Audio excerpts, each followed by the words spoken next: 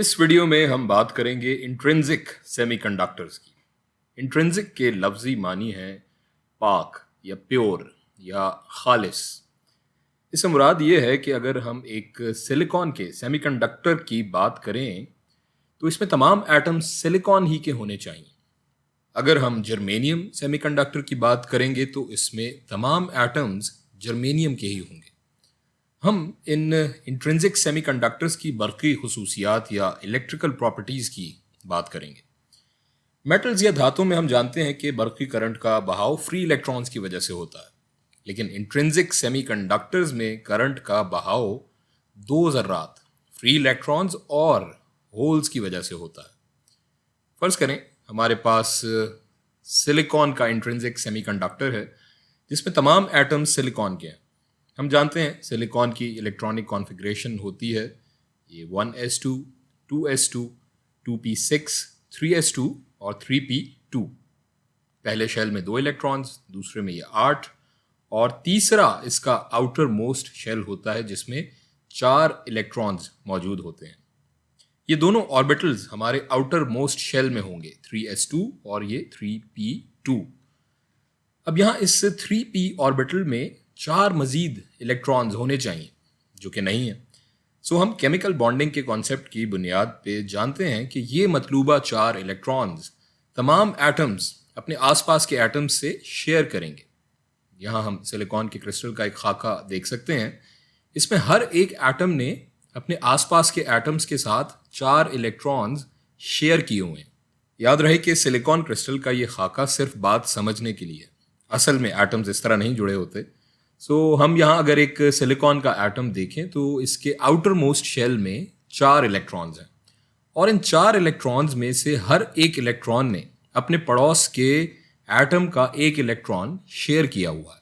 और यूं हर एटम के आउटर मोस्ट शेल में 4 इलेक्ट्रॉन्स अपने हैं और 4 उसने अपने आस पड़ोस से शेयर करके 8 पूरे किए हुए हैं, अपना ऑक्टेट पूरा किया हुआ है, जिसकी वजह से सिलिकॉन का ये क्रिस्टल अपनी इस स्टेबल स्टेट में है जैसा कि हम यहाँ देख रहे हैं। अब हम देखते हैं कि क्या ये सिलिकॉन का क्रिस्टल बरक़ी करंट कंडक्ट कर सकता है या नहीं। हम 0 केल्विन या एब्सोल्यूट टेम्परेचर या उर्दू में जिसे हम कहते हैं मतलक दर्जा हरारत पे बात कर रहे हैं। हम 0 केल्विन पे सिलिकॉन का एनर्जी बैंड डायग्राम देख लेते हैं। हम जानते हैं कि 0 केल्विन पे सेमीकंडक्टर्स का वैलेंस बैंड पूरी तरह से भरा हुआ होता है या फिल्ड होता है। सो यहाँ भी 0 केल्विन पे इस वैलेंस बैंड में 8 इलेक्ट्रॉन्स हैं और ये पूरी तरह से फिल्ड है। सो 0 केल्विन पे इसके कंडक्शन बैंड में कोई फ्री इलेक्ट्रॉन मौजूद नहीं है।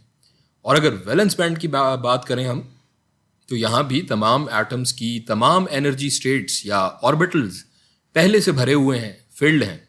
और किसी भी इलेक्ट्रॉन के लिए अगर उसके पास इतनी काइनेटिक एनर्जी हो भी तो कहीं जाने या हरकत करने की यहाँ जगह नहीं है।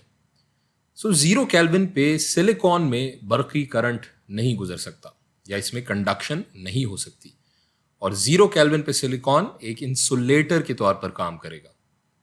अब दर्जा हरारत बढ़ाते हैं और रूम टेम्परेचर पे आते हैं, यानी तकरीबन 300 केल्विन दर्जा हरारत।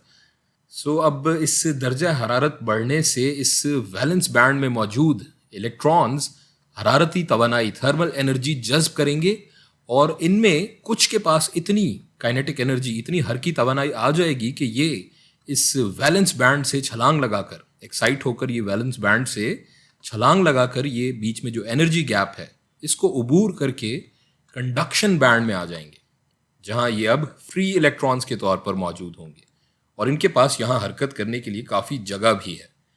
अब अगर हम सिलिकॉन के इस क्रिस्टल पर कोई इलेक्ट्रिक फील्ड लगाएं तो ये इन फ्री इलेक्ट्रॉन्स को हरकत दे सकेगी, यानी बरक़ी करंट का बहाव मुमकिन होगा। और यहाँ पर इस टेम्परेचर पे या दर्जा हरारत पर सिलिकॉन एक कंडक्टर के तौर पर काम करेगा या बर्ताव करेगा। यहाँ एक और दिलचस्प चीज़ ये होगी कि जो भी इलेक्ट्रॉन इस वैलेंस बैंड से ऊपर कंडक्शन बैंड में जाता जाएगा वो यहाँ नीचे पीछे वैलेंस बैंड में अपने पीछे एक खाली जगह छोड़ता जाएगा जिसे हम होल कहेंगे। इस खाली जगह को अब कोई दूसरा इलेक्ट्रॉन आकर पुर कर सकता है, लेकिन फिर उस इलेक्ट्रॉन की जगह पर एक होल पैदा हो जाएगा। اور یوں یہ سلسلہ چلتا رہے گا. الیکٹرانز متحرک ہو کر اوپر کنڈکشن بینڈ میں جاتے رہیں گے اور ان کی جگہ ہولز بنتے رہیں گے, اور ان ہولز کو ویلنس بینڈ میں دوسرے الیکٹرانز پر کرتے رہیں گے جن کی جگہ مزید ہول بنتے رہیں گے. سو یہ سلسلہ اسی طرح چلتا رہے گا جب تک کہ ایٹمز میں ایکسس انرجی یا اضافی توانائی موجود رہے گی. سو اب اگر ہم غور کریں تو یہاں صرف الیکٹرانز ہی حرکت نہیں کر رہے, بلکہ ان کی یہ چھوڑی ہوئی خالی جگہ یعنی یہ جو ہولز ہیں یہ بھی ایک مستقل حرکت میں ہوں گے. ہم ان ہولز کو بھی ایک پارٹیکل یا ذرہ تصور کرتے ہیں. الیکٹرانز کی حرکت کے نتیجے میں جو برقی چارج کا بہاؤ پیدا ہوگا اسے ہم کہیں گے الیکٹران کرنٹ, اور ان ہولز کی حرکت کے نتیجے میں جو بہاؤ پیدا ہوگا اسے ہم ہول کرنٹ کہیں گے. الیکٹرانز پہ ہم جانتے ہیں کہ منفی چارج ہوگا اور ان ہولز پہ مثبت چارج ہوگا. فرض کریں اگر ہم اس سمت سے اس سلیکان کرسٹل پہ ایک الیکٹرک فیلڈ لگاتے ہیں تو اس کے نتیجے میں الیکٹرانز اس سمت میں حرکت کریں گے اور ان کی چھوڑی ہوئی خالی جگہ یا ہولز اس کی مخالف سمت میں حرکت کر رہے ہوں گے. یعنی الیکٹرانک کرنٹ اس سمت میں منفی چارجڈ اور ہول کرنٹ اس سمت میں ہوگا مثبت چارجڈ. تو جیسا کہ ہم نے شروع میں بات کی تھی, سیمی کنڈکٹرز میں دو طرح کا کرنٹ ہوگا, ایک الیکٹرانز کی وجہ سے اور دوسرا ہولز کی وجہ سے. آخر میں ہم یہ ایک چھوٹی سی ویڈیو کے ذریعے اس کانسیپٹ کا ایک خلاصہ کرتے ہیں, سمرائز کرتے ہیں اسے. فرض کریں کہ یہ بوتل ہمارا کنڈکشن بینڈ ہے جس میں کچھ فری الیکٹرانز موجود ہیں اور بہت سی خالی جگہ ہے, اور اگر ہم باہر سے ایک قوت اس بوتل پہ لگاتے ہیں تو یہ ہم دیکھ سکتے ہیں فری الیکٹرانز بہت آسانی سے اس بوتل یا کنڈکشن بینڈ میں حرکت کر رہے ہیں, جیسا کہ یہاں یہ پانی حرکت کر رہا ہے. اور اس ویلنس بینڈ کو ہم اس بھری ہوئی بوتل کی مثال سے سمجھ سکتے ہیں جو کہ الیکٹران یا پانی سے تقریباً فلڈ ہے یا بھری ہوئی ہے. اب اگر ہم اس پر باہر سے قوت لگائیں تو آپ اس ایئر ببل یا بلبلے کو حرکت کرتا دیکھ سکتے ہیں جیسے ویلنس بینڈ میں ہمارے ہولز حرکت کرتے ہیں. اب اس بوتل میں دراصل حرکت یہ پانی ہی کر رہا ہے جو کہ اس خالی جگہ یا اس بلبلے کی حرکت کا باعث ہے, لیکن یہ بلبلا ہمیں بذات خود بھی ایک پارٹیکل کی طرح حرکت کرتا نظر آ رہا ہے جیسے یہاں ہولز حرکت کریں گے. سو ہمارے ویلنس بینڈ میں الیکٹرانز کی حرکت کی وجہ سے ہی یہ ہولز دراصل حرکت کر رہے ہوتے ہیں.